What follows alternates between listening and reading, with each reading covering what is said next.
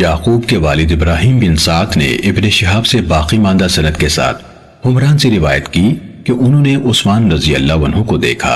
انہوں نے پانی کا برتن منگوایا، پھر اپنے ہاتھوں پر 3 بار پانی انڈیلا اور ان کو دھویا،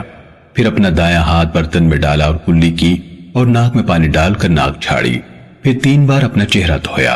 اور 3 بار اپنے دونوں بازو کوہنیوں تک دھوئے، پھر سر کا مسح کیا، پھر اپنے دونوں پاؤں 3 بار دھوئے، پھر کہا رسول اللہ صلی اللہ علیہ وسلم نے فرمایا جس نے میرے اس وضو کی طرح وضو کیا پھر 2 رکعتیں پڑھی جن میں وہ اپنے آپ سے باتیں نہ کر رہا تھا، اس کے گزشتہ گناہ معاف کر دیے جائیں گے۔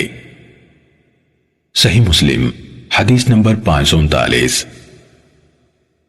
جریر نے ہشام بن عروہ سے، انہوں نے اپنے والد یعنی عروہ بن زبیر سے، انہوں نے حضرت عثمان رضی اللہ عنہ کے آزاد کردہ غلام عمران سے روایت کی۔ انہوں نے کہا میں نے عثمان بن عفان رضی اللہ عنہ سے سنا، وہ مسجد کے آنگن میں تھے اور عصر کے وقت ان کے پاس مؤذن آیا تو انہوں نے وضو کے لیے پانی منگوایا، وضو کیا، پھر فرمایا اللہ کی قسم میں تمہیں ایک حدیث سناتا ہوں، اگر کتاب اللہ کی ایک آیت نہ ہوتی تو میں تمہیں نہ سناتا۔ میں نے رسول اللہ صلی اللہ علیہ وسلم سے سنا، آپ فرما رہے تھے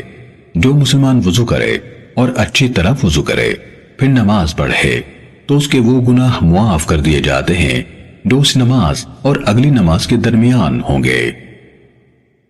صحیح مسلم حدیث نمبر 540۔